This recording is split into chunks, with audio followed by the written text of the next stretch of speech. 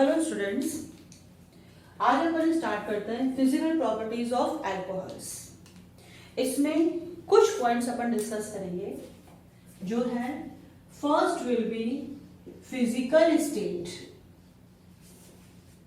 Okay, second colour, third odor, fourth taste, fifth will be boiling point, sixth solubility, seventh formation of alcoholates, and eighth last is physiological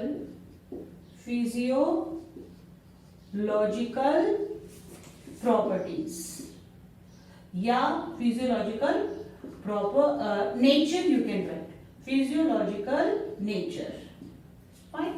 तो ये कुछ properties अपन discuss करेंगे related to alcohols. First अपन लेते हैं physical state. Lower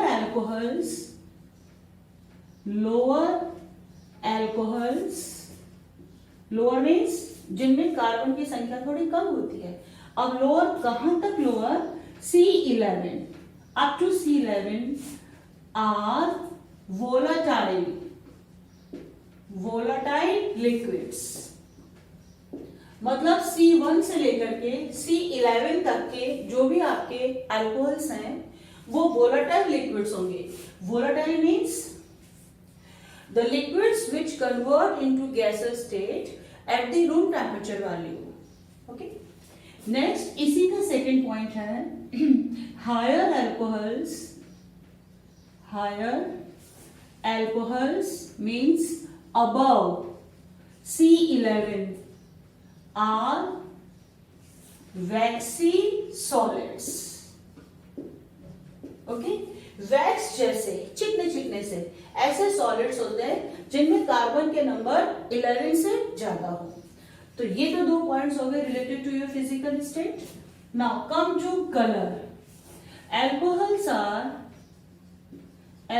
are colourless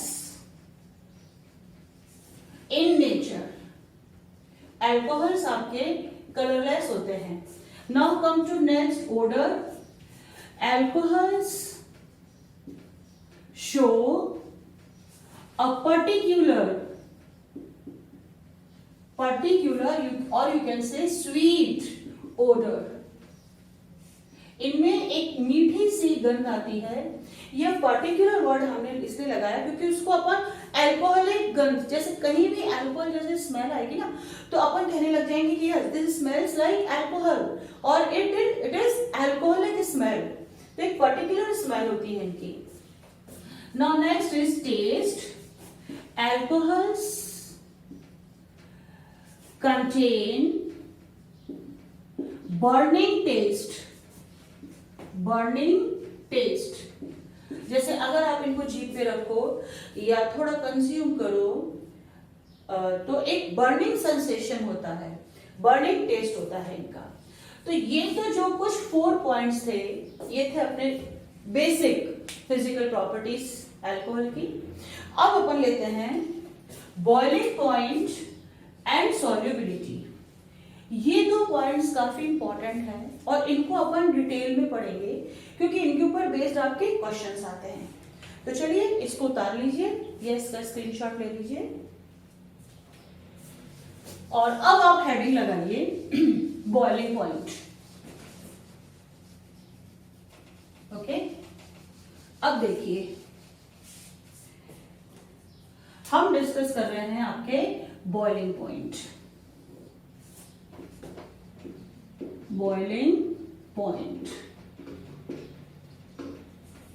ये हो चुका, this is also done. तो बॉइलिंग पॉइंट बिल्कुल बेसिक से मैं स्टार्ट कर रही हूं कि बेटा बॉइलिंग पॉइंट होता क्या है। Boiling point is that temperature at which your liquid starts to convert into the vapour state. अब इसके पीछे की क्या केमिस्ट्री है कि देखिए, ये आपके दो मॉलिक्यूल्स मान लो जो कि लिक्विड स्टेट में है, फाइन। अब इनके बीच का जो डिस्टेंस है ये है, ये कहलाता है हमारा इंटर मॉलिक्यूलर स्पेस कहो आप, यही आपका इंटर मॉलिक्यूलर बॉन्ड है, फाइन। अब जब हम इसको हीट सप्लाई करेंगे तो बट नेचुरल है, ये लिक्विड से आपके गैसेस स्टेट में कन्वर्ट होगा और इसका जो ये इंटर मॉलिक्यूलर स्पेस है ये इंक्रीज हो जाएगा, या ये जो इंटर मॉलिक्यूलर बॉन्ड है ये टूट जाएगा, क्योंकि ये एनर्जी जो आपकी लग रही है वो क्या कर रही है, इसको ब्रेक करेगी, फाइन। तो ये कन्वर्ट हो जाएंगे आपकी गैसेस स्टेट में, और देखिए इनका इंटर मॉलिक्यूलर जो स्पेस है, इंटर मॉलिक्यूलर स्पेस जो है वो इंक्रीज हो गया, देखिए, फाइन।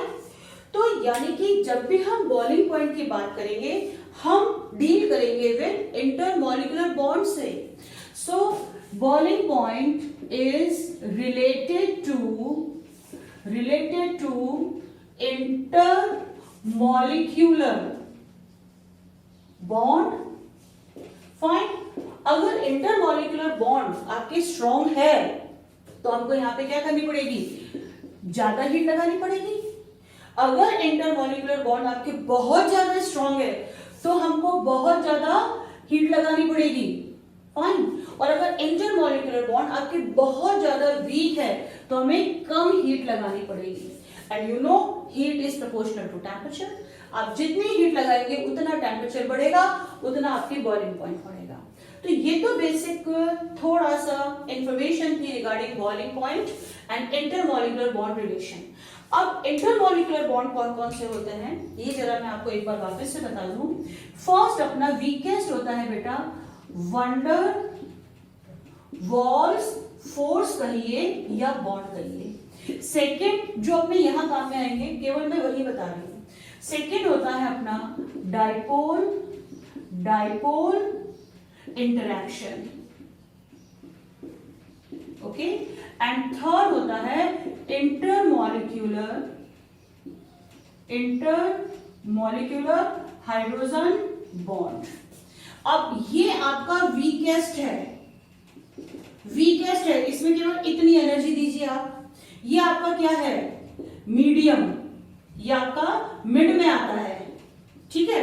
तो इसमें आप थोड़ी और एनर्जी दीजिए। और ये आपका स्ट्रॉन्गेस्ट है इन तीनों की मैं बात कर रही हूं। ये आपका होता है स्ट्रॉन्गेस्ट, इसमें आप बेटा मैक्सिमम एनर्जी दीजिए। तो जितनी एनर्जी दोगे उतना ही बॉइलिंग पॉइंट होगा। ये देखिए is proportional to boiling point. तो अब हमें क्या करना पड़ेगा कि बॉइलिंग पॉइंट का अगर कंपैरिजन होता है डिफरेंट टाइप ऑफ हाइड्रोकार्बन्स, जैसे अल्कोहल हुआ, एल्केन हुआ, ईथर हुआ, एल्काइल हैलाइड्स हुआ, इनमें कंपैरिजन होगा क्वेश्चंस में। तो हम देखेंगे कि उनके बीच में आपके इंटरमॉलिक्यूलर बॉन्ड्स कौन से प्रेजेंट है, जो कि बहुत इजी है हमारे लिए देखना। अगर वैन डर वाल्स फोर्सेस होंगे तो हम क्या कहेंगे भाई, अगर इन तीनों में कंपैरिजन है तो अगर वैन डर वाल्स फोर्सेस है तो हमारा बॉइलिंग पॉइंट सबसे कम होगा। अगर डाइपोल इंटरैक्शन है तो वैन डर वाल्स से ज्यादा होगा मगर हाइड्रोजन बॉन्ड से कम होगा बॉइलिंग पॉइंट। और अगर इंटरमॉलिक्यूलर हाइड्रोजन बॉन्डिंग है, जो मैं आपको बता चुकी हूँ स्ट्रक्चर जब अपन ने अल्कोहल का डिस्कस किया था, जो अल्कोहल में होती है, और तब आपका बॉइलिंग पॉइंट मैक्सिमम हो जाएगा। चलिए एक चीज और लिख लीजिए इससे रिलेटेड कि आपके वैन डर वाल्स फोर्सेस किस में होंगे, जब आपका जो कंपाउंड है वो नॉन पोलर हो। तो non polar and non polar में आपके क्या होते हैं, वैन डर वाल्स फोर्सेस होते हैं। डाइपोल किस में जाएगा आपके, ये होगा पोलर एंड पोलर में। और हाइड्रोजन बॉन्डिंग किस में होगी, एक तो इलेक्ट्रोनेगेटिव हो और साथ में हाइड्रोजन हो। इलेक्ट्रोनेगेटिव भी कौन से, nitrogen, oxygen, chlorine, bromine etcetera, ये रहते हैं, सल्फर भी आता है इसमें, तो ये लेते हैं। तो बस हमारे लिए पहचानना बहुत मुश्किल है। नॉन पोलर कौन सा है साहब, एल्केन। तो जो भी एल्केन्स का केस आएगा उनके मॉलिक्यूल्स के बीच में आपके वैन डर वाल्स फोर्सेस होंगे। और पोलर जब एल्काइल हैलाइड्स आए या ईथर आए तो उनके बीच में डायपोल डायपोल इंटरेक्शन होगा। और अल्कोहल तो है ही हमारा जिसमें इंटरमॉलिक्यूलर हाइड्रोजन बॉन्डिंग है। तो ये बेसिक हो गई इंफॉर्मेशन कि बॉइलिंग पॉइंट को जब हमें कंपेयर करना हो तो हम किस तरह से क्या बेसिक फंडा लेकर के उसको एक्सप्लेन करेंगे। अब अपन डायरेक्ट देखते हैं कि बॉइलिंग पॉइंट अल्कोहल के किस तरह से डिफरेंट डिफरेंट कंडीशंस में वेरी होते हैं। तो इसका फर्स्ट पॉइंट हम लिखते हैं, जब अपन क्या कर रहे हैं, स्ट्रक्चर सेम रख रहे हैं और नंबर ऑफ कार्बन एटम्स को अपन इंक्रीज करते हैं। तो फर्स्ट पॉइंट अपन लिखते हैं किसका, बॉइलिंग पॉइंट का। बॉइलिंग पॉइंट का फर्स्ट पॉइंट लिखते हैं, boiling point of alcohols increases with increase in number of carbon atoms। क्यों भाई, अब पहले इसका फॉर्मूला लिख लें। इसका फॉर्मूला क्या हो जाएगा, boiling point is proportional to number of carbon atoms. अब अगर कार्बन एटम्स बढ़ेंगे तो क्या होगा, मोलर मास बढ़ेगा। तो मोलर मास ऑफ अल्कोहल। अब देखो, जब भी हम कंपेयर करते हैं तो कुछ ना कुछ हम सेम रखते हैं, क्योंकि सेम चीजों के बीच में हम कंपैरिजन कर सकते हैं। तो ये जो अपना फॉर्मूला है ये किस कंडीशन पे अप्लाई होगा, मतलब कब हमने सेम रख रखा है, जब हमारा जो स्ट्रक्चर है या तो वो केवल नॉर्मल हो, नॉर्मल अल्कोहल्स हो, या केवल आइसो अल्कोहल्स हो, या केवल आपके नियो अल्कोहल्स हो। तो हम नॉर्मल को लेकर के एग्जांपल डिस्कस करेंगे, ये वाला पॉइंट। मतलब हम इन तीनों को नहीं लेंगे, या तो हमारा जो अल्कोहल का स्ट्रक्चर है सारे के सारे स्ट्रेट कार्बन चेन वाले हो, या आइसो वाले हो, सेकेंड लास्ट पर एक CH3 हो, या नियो वाले पर हो, नियो हो यानी कि सेकेंड लास्ट पे 2 CH3 हो। मतलब हमारा जो अल्कोहल का स्ट्रक्चर है वो उसका जो टाइप है वो सेम होना चाहिए। तो हम नॉर्मल को लेके डिस्कस करते हैं। एग्जांपल जैसे मैंने लिया यहां पे CH3 and OH, फिर CH3, CH2 and OH, CH3, CH2, CH2, OH, एक और बढ़ा देते हैं, CH3, CH2, होल 3, OH, एक और लिखते हैं CH3, CH2, whole 4 and OH। देखिए ये सारे नॉर्मल हैं। 1 carbon atom, 2 carbon atoms, 3 carbon atoms, 3 + 1 4 carbon atoms, 4 + 1 5 carbon atoms. तो ये जो एग्जांपल अपन ने लिया है this is according to first point कि जैसे जैसे इनमें नंबर ऑफ कार्बन एटम्स बढ़ रहे हैं इनके बॉइलिंग पॉइंट्स में भी बढ़ोतरी हो रही है। क्यों, क्योंकि इनके मोलर मास बढ़ते हैं। तो अब इनका जो बॉइलिंग पॉइंट का ऑर्डर है वो क्या हो जाएगा, वो हो जाएगा ये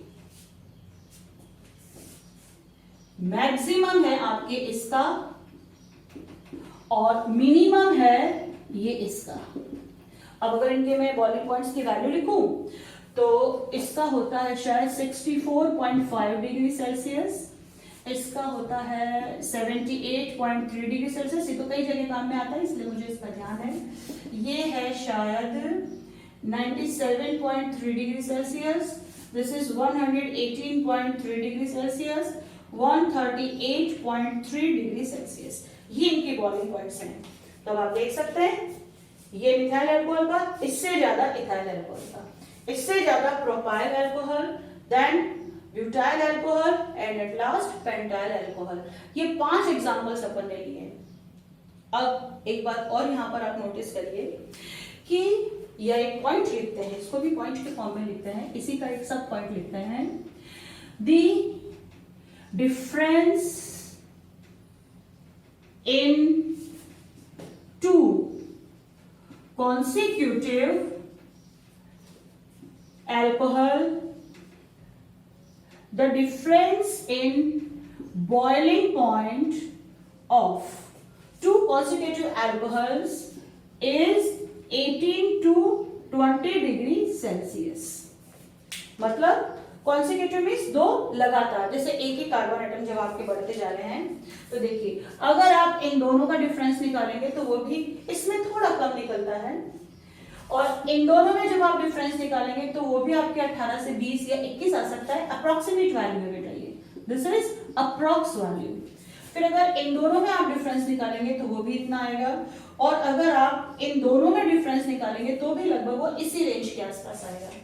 यानी कि 8 CH2 यूनिट बढ़ने से अल्कोहल का जो बॉइलिंग पॉइंट है लगभग 18 से 20-21 डिग्री सेल्सियस के आसपास बढ़ जाता है।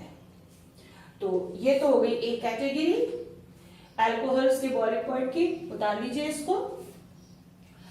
अब नेक्स्ट लेते हैं कि भाई ये तो हमने क्या किया था, स्ट्रक्चर सेम रखा था, सारे नॉर्मल रखे।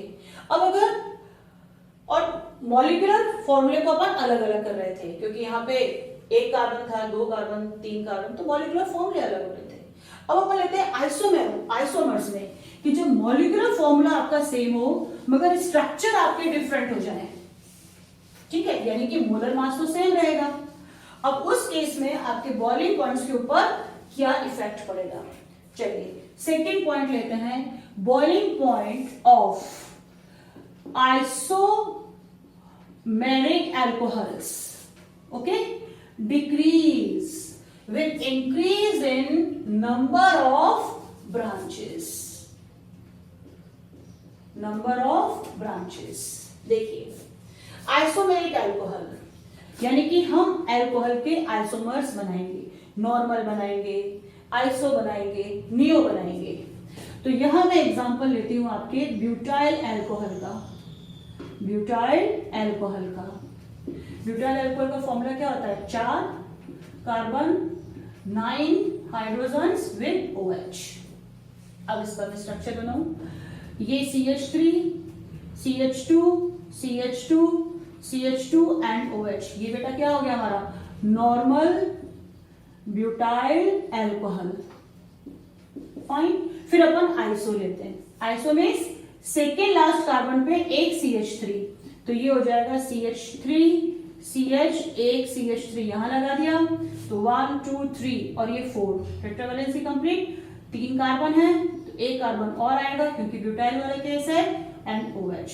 तो ये हो गया अपना आइसो ब्यूटाइल अल्कोहल, ठीक है सर।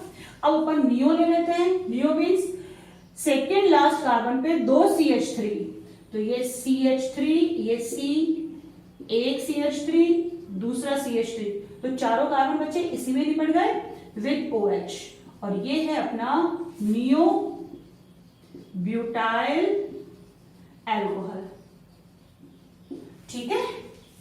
अब देखें कि इनके बॉइलिंग पॉइंट्स में क्या होता है। इसके लिए आप ये है नॉर्मल ब्यूटाइल अल्कोहल। अब देखिए अगर एक ब्रांच चढ़ी तो इस वाले पार्ट का एरिया थोड़ा सा कम हुआ, या मैं कहूं सरफेस एरिया थोड़ा सा कम हुआ। अब इसके ऊपर एक और ब्रांच चढ़ गई तो इनका सरफेस एरिया और कम हो गया। या आप इस बात को ऐसे समझिए कि जैसे जैसे ब्रांचेस बढ़ती हैं हमारा जो मॉलिक्यूल है वो स्फेरिकल शेप लेने लग जाता है। फाइन, और हमें पता है स्फेरिकल शेप जो होता है उसका सरफेस एरिया काफी कम होता है कंपैरेटिवली स्ट्रेट चेन के। तो यहां अपन फॉर्मूला लिखते हैं, boiling point is inversely proportional to number of branches. Fine, क्यों? क्योंकि नंबर ऑफ ब्रांचेस जितनी ज्यादा हो जाती है सरफेस एरिया उतना ही कम हो जाता है। या मैं ऐसे भी कह दूं कि boiling point is proportional to surface area, कि बेटा जितना ज्यादा सरफेस एरिया होगा उतना बॉइलिंग पॉइंट ज्यादा होगा, क्योंकि सरफेस जितनी ज्यादा सरफेस होगी तो रिएक्शन तो बच्चे सरफेस से ही होती है, तो जितना ज्यादा सरफेस एरिया होगा उतना ही ज्यादा हमारा बॉइलिंग पॉइंट होगा। मगर जितनी आपकी ब्रांचेस होती हैं सरफेस एरिया कम होता जाता है। तो surface area is inversely proportional to number of branches. जितनी अदर ब्रांचेस होंगी सरफेस एरिया उतना कम हो जाएगा। इसलिए अपन इसका जो फॉर्मूला निकालते हैं वो निकालते हैं कि boiling point is inversely proportional to number of branches. और ये 2 पॉइंट्स जो हैं ये इसके एक्सप्लेनेशन के लिए हो गए। तो अब देखिए इसमें सरफेस एरिया सबसे ज्यादा किसका, इसका। फिर उसके बाद में ये सरफेस एरिया कम हुआ बिकॉज ऑफ दिस 1 ब्रांच। फिर ये 3rd नंबर पे आपकी 2 ब्रांचेस आई तो सरफेस एरिया और कम हो गया। तो इनका जो बॉइलिंग पॉइंट का ऑर्डर हुआ वो क्या हुआ, 1 then 2 then 3। ठीक है। तो अगर आपके क्वेश्चन में आइसोमर्स दे रखे हो अल्कोहल के जिनका मॉलिक्यूलर फॉर्मूला सेम हो मगर स्ट्रक्चर्स अलग अलग हो, देखो बेटा ये हमने सेम क्या रखा है, मॉलिक्यूलर फॉर्मूला। हमेशा ध्यान रखो कंपैरिजन में हमें कुछ ना कुछ सिमिलैरिटी देनी पड़ती है। अब जैसे आप 12th क्लास के स्टूडेंट्स हो, अगर मैं आपको कंपेयर करूं विद द कॉलेज स्टूडेंट्स तो कोई ना कोई तो सेम चीज रखूं मैं। एकेडमिकली तो मैं आप लोगों को कंपेयर नहीं कर सकती। स्पोर्ट्स वाइज या कोई दूसरी एक्टिविटी है तो उसके बेसिस पे मैं आपको कंपेयर कर सकती हूं उनसे, या फिर मैं आपको 9th क्लास के बच्चों के साथ में भी कंपेयर नहीं कर सकती एकेडमिकली। तो यहां अपन ने सिमिलरिटी रखी है मॉलिक्यूलर फॉर्मूला। चलिए अब नेक्स्ट उतार लीजिए इसको।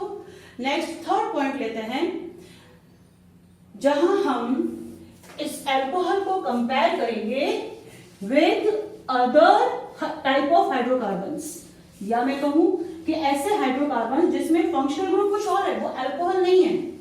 तो देखिए वहां पर अपन क्या चीज सेम रखते हैं। तो 3rd पॉइंट ले रहे हैं अपन, इसका तो एक्सप्लेनेशन थोड़ा अलग ही जाएगा, ये आपके इंटरमॉलिक्यूलर फोर्सेस के ऊपर डिपेंड हो जाएगा। तो ये हो गया 3rd पॉइंट। तो इसमें लिखिए boiling point of alcohols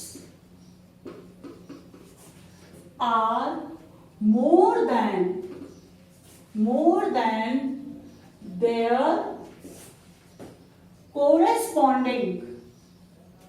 their corresponding कौन, एक तो alkanes, ethers and alkyl halides. क्या मतलब है इस स्टेटमेंट का? इस स्टेटमेंट का मतलब है कि जो अल्कोहल्स हैं उनके बॉइलिंग पॉइंट ज्यादा होते हैं। किन से? एल्केन से, ईथर से, एल्काइल हैलाइड से। अब देखिए अगर मैंने अल्कोहल लिया तुम्हारा CH3 एंड OH, फाइन, और अगर मैं एल्केन ले लूं CH3, CH2, CH2, CH3 या कोई बड़ा वाला, तो हम इनको कंपेयर नहीं कर सकते क्योंकि इसमें कुछ भी सिमिलर नहीं है। इसका मोलर मास अलग, इसका मोलर मास अलग, इसमें OH फंक्शनल ग्रुप है और ये तो अपना सैचुरेटेड हाइड्रोकार्बन प्योर है। तो इसमें कुछ ना कुछ चीज तो हमें सेम रखनी पड़ेगी। मतलब इस कोरस्पॉन्डिंग वर्ड का मतलब क्या है? Approximately same molar mass. Approx, exactly अपन सेम नहीं रख सकते, अपन अप्रॉक्स में कहेंगे। तो कोरस्पॉन्डिंग का मतलब क्या हुआ कि अल्कोहल, एल्केन्स, ईथर्स और एल्काइल हैलाइड्स, आप वो वाले कंपेयर करो, उनके बॉइलिंग पॉइंट्स कंपेयर करो जिनके जो मोलर मासेस हैं, जो आपके मोलर मासेस हैं वो अप्रोक्सीमेटली सेम हो। देखें अब कुछ एग्जांपल्स लेते हैं अपन। देखिए इथाइल अल्कोहल, फाइन, इसका मोलर मास कितना रहता है? 30 + 16 46 ग्राम्स इसका मोलर मास। फर्स्ट एग्जांपल ये। सेकेंड लेते हैं अपन ईथर। तो बेटा ईथर तो आपकी क्या है? इसका फंक्शनल ग्रुप आइसोमर है तो इसका तो मोलर मास उतना ही होगा क्योंकि मॉलिक्यूलर फॉर्मूला सेम है, तो इसका भी 46 ग्राम्स हो गया। थर्ड लिया मैंने एल्केन ले लूं तो alkene CH3, CH2 and CH3। देखो 2 CH3 है, 2 CH3 है, ये 16 है तो कितना हो गया? 14 हो गया। तो लगभग सेम। तो देख ले, गिन लेते इसका भी 14 है ना, और इसका तो 2 कम आएगा।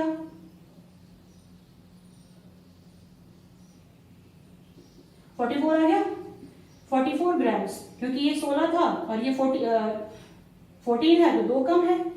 फिर एक अपन एल्काइल हैलाइड ले लेते हैं, alkyl halide CH3 and Cl, 15 plus 35.5, तो 35.5 और 15 कितना हुआ 5, 0 एंड 5, 50.5। तो ये भी अप्रोक्सीमेट आपके सेम है। तो इन चार को अपन कंपेयर करते हैं, ठीक है। अब इन चारों में अपना इंटरमॉलिक्यूलर बॉन्ड वाला कॉन्सेप्ट लगाएं। भाई इसके अंदर जो हमारा इंटरमॉलिक्यूलर बॉन्ड है वो कौन सा है, इंटर मॉलिक्यूलर हाइड्रोजन बॉन्ड है साहब इसके अंदर अपना, ठीक है। अब इसमें हाइड्रोजन बॉन्ड में अपन इंटरमॉलिक्यूलर लिखते क्यों हैं, क्योंकि बेटा ये इंट्रामॉलिक्यूलर भी होते हैं। इसके अंदर अपना क्या है, डाइपोल डाइपोल इंटरैक्शन है, इसमें डाइपोल डाइपोल इंटरैक्शन है। ये क्या है, प्योर एल्केन है, तो इसमें वंडर वॉल्स फोर्स है, या उसको अपन बहुत वीक होता है तो फोर्स लिखते हैं, और आप बॉन्ड भी लिख सकते हैं। इसके अंदर भी आपकी क्या है, डाइपोल डाइपोल इंटरैक्शन है इसके अंदर भी। तो देखिए इन सब में हमारा फर्स्ट तो ये हो गया, क्योंकि इंटरमॉलिक्यूलर हाइड्रोजन बॉन्डिंग मैंने अभी आपको बताई थी सबसे ज्यादा स्ट्रांग होती है इन तीन कैटेगरीज में। और लास्ट नंबर पे अपना ये हो गया, क्योंकि लास्ट नंबर पे अपना वन टू वॉल्स फोर्स हो जाएगा, क्योंकि ये सबसे वीक होता है इन तीनों के अंदर। अब वो फाइट है डाइपोल डाइपोल इंटरेक्शन, एक तो ईथर का, और इसमें भी डाइपोल डाइपोल इंटरेक्शन है ऑफ एल्काइल हैलाइड का। तो मैं केवल इन दोनों एग्जांपल्स की बात कर रही हूं। देखिए यहां पर भी आपके ऑक्सीजन इलेक्ट्रॉन्स को अट्रैक्ट करेगा, और यहां पर भी, तो ये पार्शियल नेगेटिव और ये पार्शियल पॉजिटिव हुए। देखिए कार्बन और ऑक्सीजन की इलेक्ट्रोनेगेटिविटी में थोड़ा कम डिफरेंस होता है। इनकी इलेक्ट्रोनेगेटिविटी में कार्बन और हैलोजन की इलेक्ट्रोनेगेटिविटी में ज्यादा डिफरेंस होता है। तो ये जो डाइपोल डाइपोल इंटरेक्शन बॉन्ड है ये इस वाले बॉन्ड से थोड़ा सा ही मगर ज्यादा स्ट्रॉन्ग है, बहुत कम मगर स्ट्रॉन्ग ज्यादा है ईथर के कंपैरिजन में।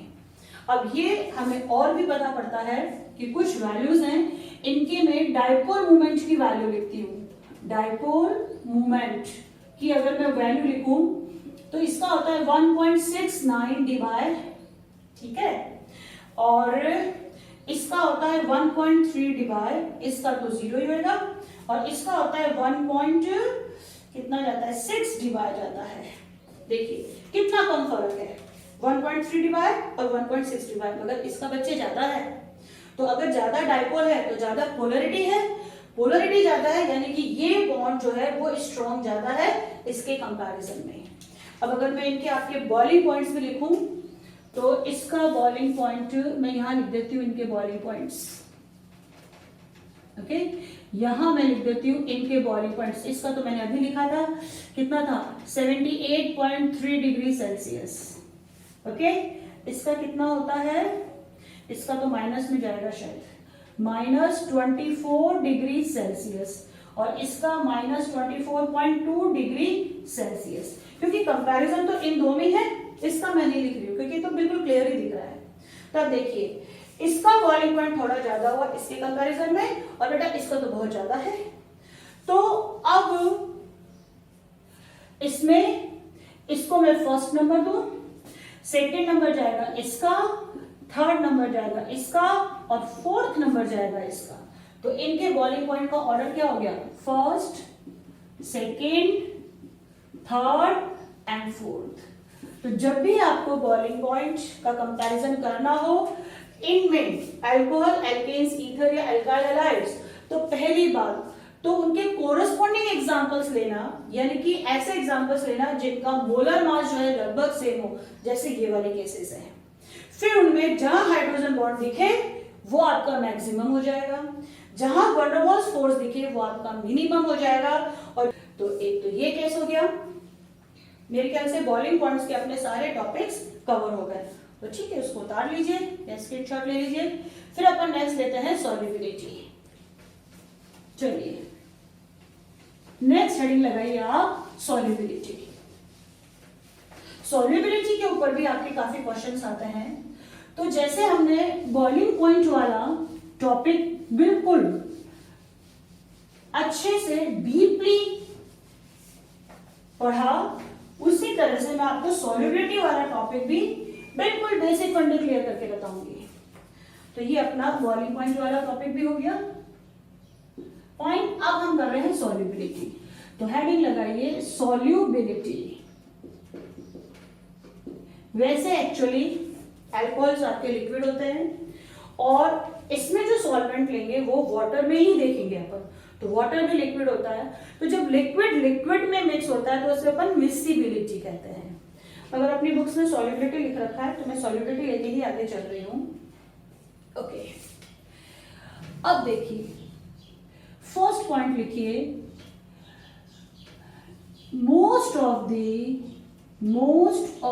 The alcohols are highly soluble in water। ये जो अल्कोहल्स होते हैं ये आपके वाटर में बहुत बढ़िया तरीके से सॉल्युबल होते हैं। अब इनके सॉल्युबल होने के पीछे रीजन क्या है? रीजन क्या है? पहला रीजन है they form hydrogen bonding with water. ये पानी के साथ में बहुत अच्छे से हाइड्रोजन बॉन्डिंग बनाते हैं। तो मेन रीजन तो ये है कि हाइड्रोजन बॉन्डिंग बहुत बढ़िया तरीके से आपके अल्कोहल्स को वाटर में सॉल्युबल करती है। ओके, एक और केस है, सेकंड केस, जो थोड़ी सी डिटेल एक्सप्लेनेशन चाहता है कि देखिए मैंने अल्कोहल का एक जनरल फॉर्मूला लिखूं, जनरल फॉर्मूला ऑफ अल्कोहल। अगर ये अपन लिखें तो ये हो जाएगा RCH2 and OH।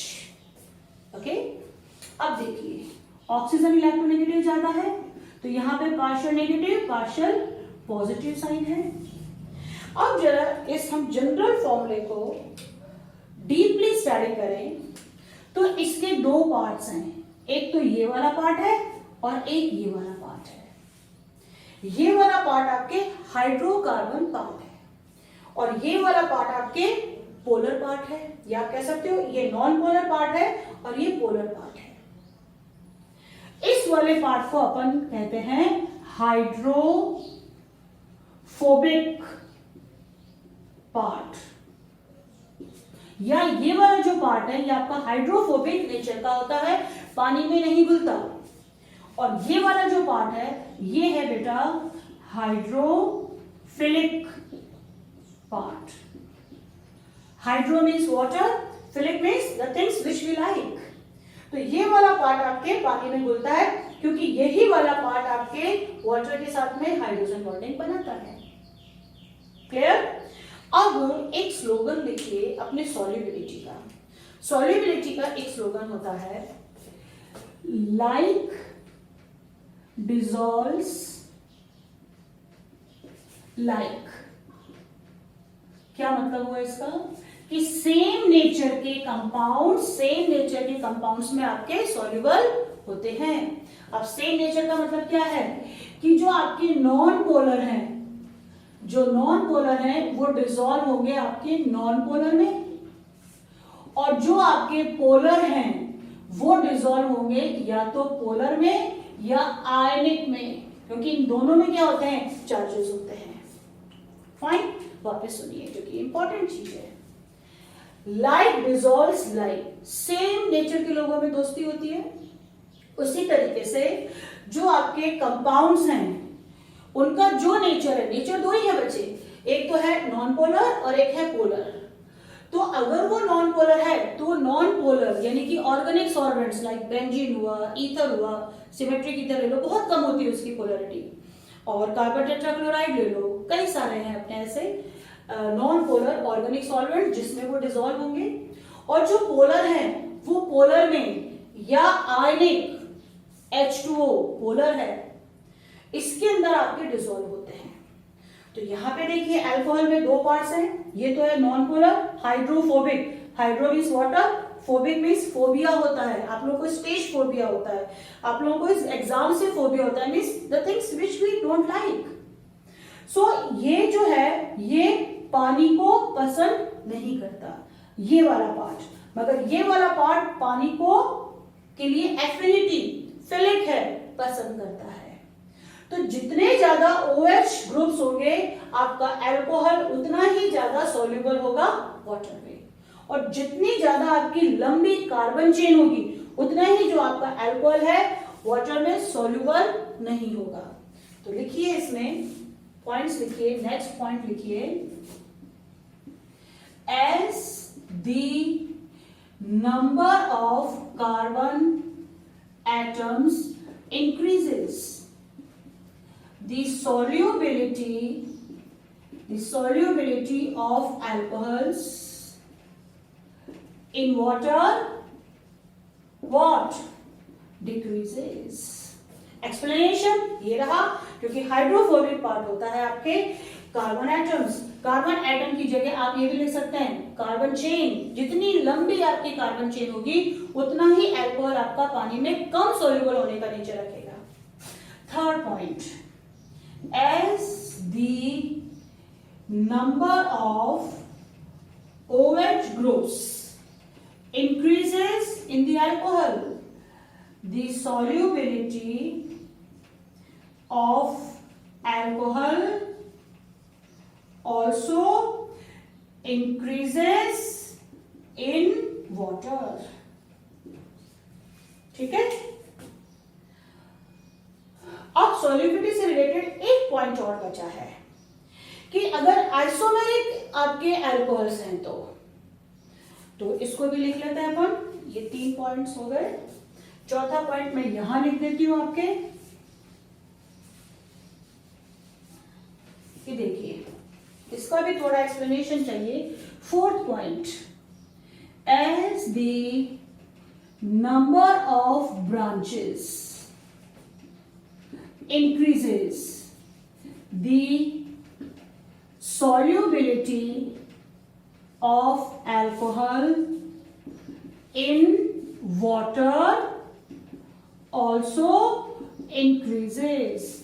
Boiling point में अगर ये बढ़ रहा था तो आपका बॉइलिंग पॉइंट कम हो रहा था, मगर सॉल्युबिलिटी नेचर में अगर आपकी ब्रांचेस बढ़ेंगी तो इस अल्कोहल की सॉल्युबिलिटी भी बढ़ेगी। कैसे देखिए जरा, मैं स्ट्रक्चर बना रही हूं आपके 3 ब्रांचेस, 3 एग्जांपल ले लेते हैं, वही अपने नॉर्मल, आइसो एंड नियो वाला। ये हो गया नॉर्मल केस, ब्यूटाइल अल्कोहल है, आपको पता ही है। अब फिर अपन लेते, देखो मैं ट्राई कर रही हूं कि इनकी बनते कोशिश, जितना लंबा बॉन्ड ये है उतना लंबा बॉन्ड ये रखूं, कोशिश कर रही हूं मैं। तो इसके ऊपर एक CH3 आ जाएगा और ये CH3 यहां, फिर उसके बाद में ये OH, ये C, ये CH3 एंड CH3। तो ये तो हो गया मेरा आइसो और ये हो गया अपना नियो।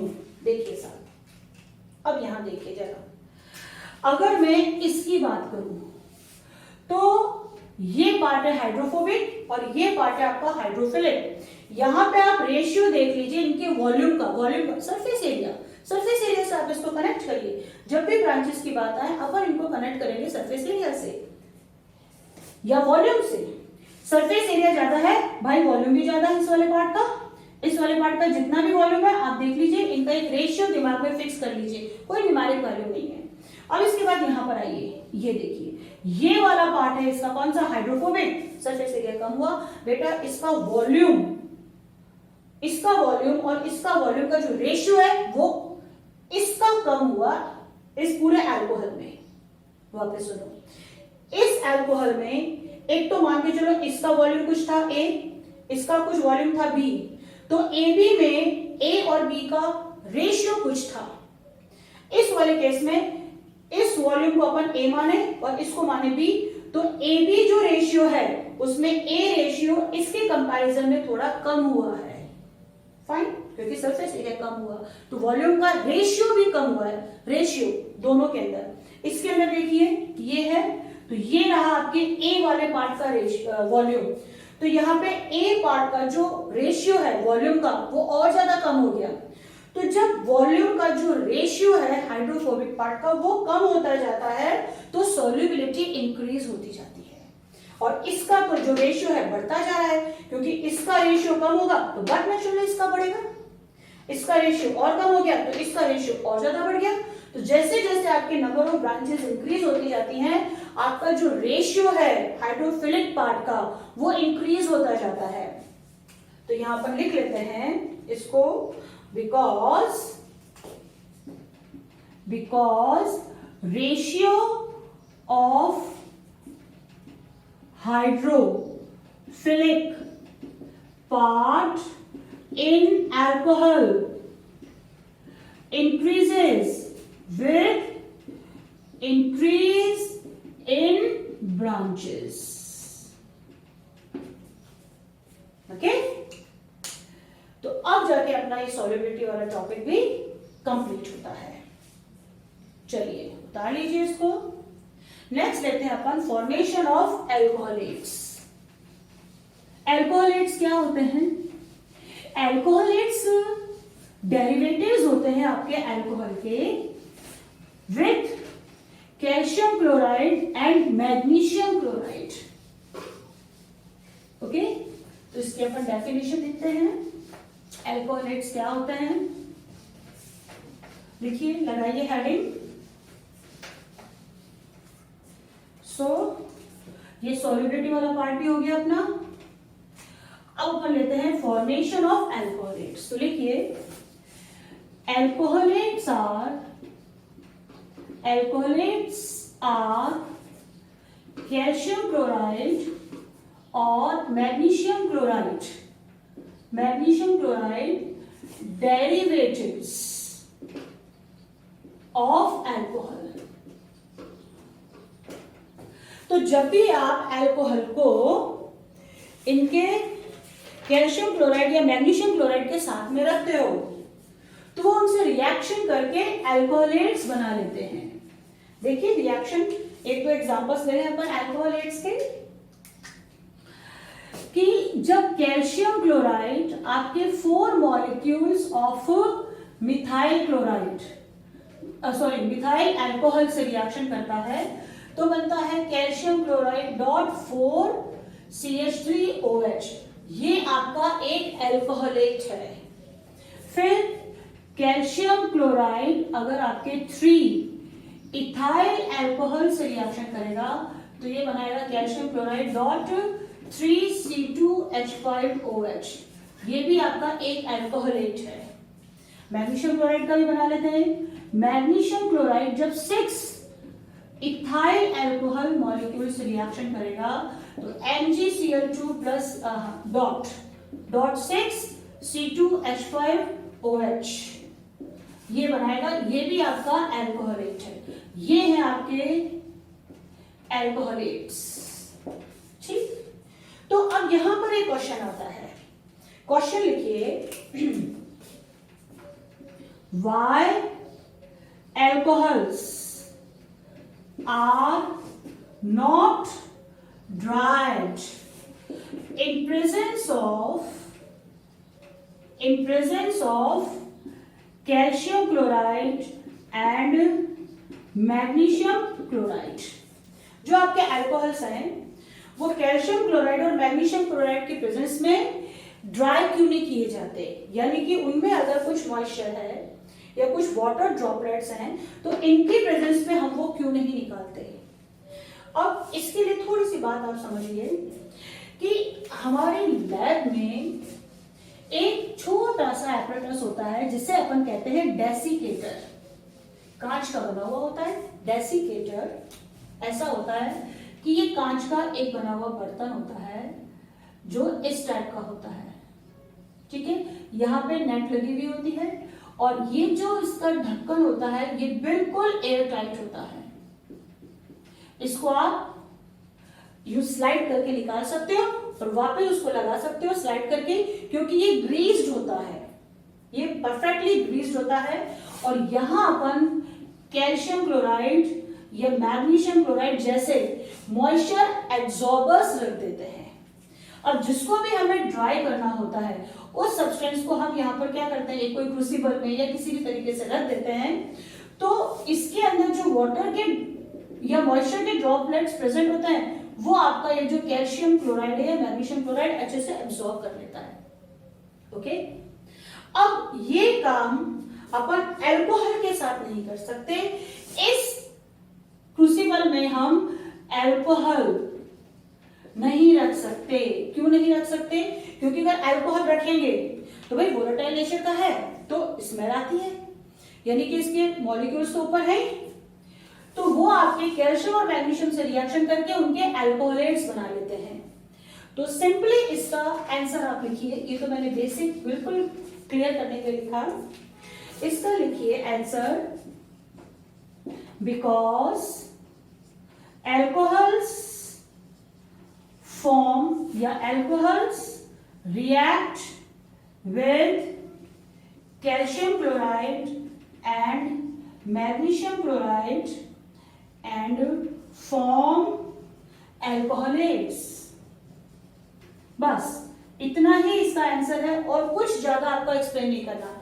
मैंने तो आपका कॉन्सेप्ट क्लियर करने के लिए या ये जो ड्राइड है इसका मतलब समझाने के लिए, भाई ड्राइड क्या है कि उसके अंदर से मॉइस्चर को रिमूव करना, और ये जो आपके कैल्शियम और मैग्नीशियम क्लोराइड्स होते हैं, these are excellent absorber of the moisture. तो बस इतना सा लिख दीजिए। तो अल्कोहलेट्स वाला टॉपिक इतना ही है। अब बिल्कुल छोटा सा आपका टॉपिक बचा है, फिजियोलॉजिकल एक्शन और nature of alcohols. Physiological means कि अगर किसी तरीके से या हम इसको अपनी बॉडी में लें, हम इनको पी लें, या अगर हमारी ये बॉडी में चला जाए तो क्या एक्शन होगा इनका। अगर CH3OH है तो ये may be reason of blindness. अगर आप ज्यादा मात्रा में इसको पी ले तो 100% ये क्या करता है, नर्वस सिस्टम के ऊपर इफेक्ट करता है और ब्लाइंडनेस। फिर अगर आपका CH3 CH2OH है तो ये तो एडिक्शन देता है। एडिक्शन बेटा ये इथाइल अल्कोहल वही है, हार्ड ड्रिंक जो लोग पीते हैं, पीना नहीं चाहिए। क्यों नहीं पीना चाहिए? क्योंकि एक तो एडिक्शन देता है और डैमेज करता है लीवर को, डैमेज लीवर।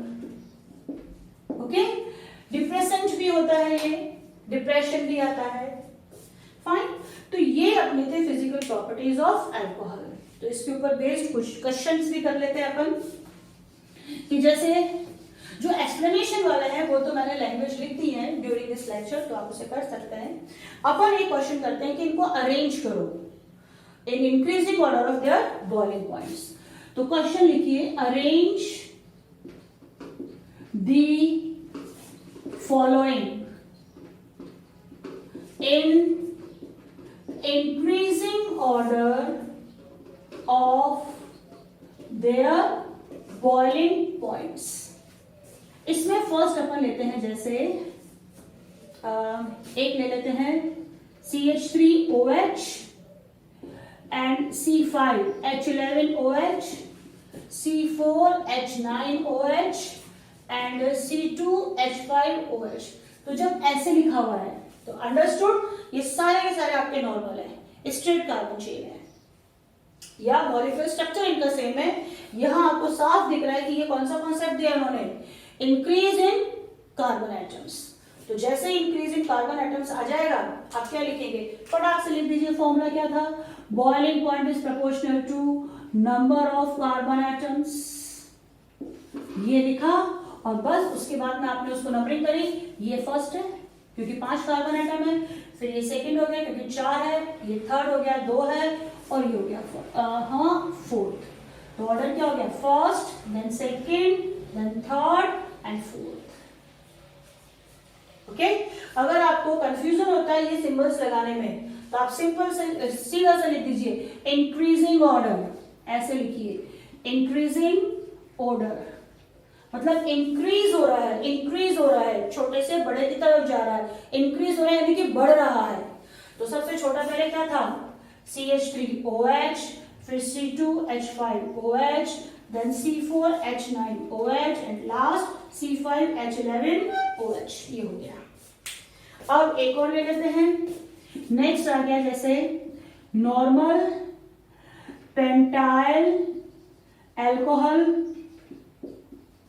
फिर आइसो पेंटाइल एल्कोहल, फिर आ गया नियो पेंटाइल एल्कोहल। अब जैसे नॉर्मल आइसो नियो आया, हमारा फॉर्मूला क्या चला जाएगा? Boiling point is inversely proportional to number of branches. Okay, अब देखिए मैक्सिमम ब्रांचेस में तो ये नंबर 1, फिर ये 2, फिर ये 3, तो ये हो गया इनका ऑर्डर।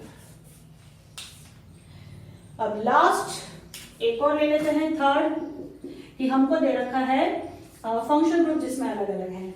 तो एक तो दे दिया जैसे मिथाइल क्लोराइड, एक दे दिया CH3O CH3, एक आ गया CH3 CH2 CH3 एग्जाम्पल मैंने आपको करवाया था, ये 2 है ये 3 है, और एक आ गया CH3 CH2 एंड OH।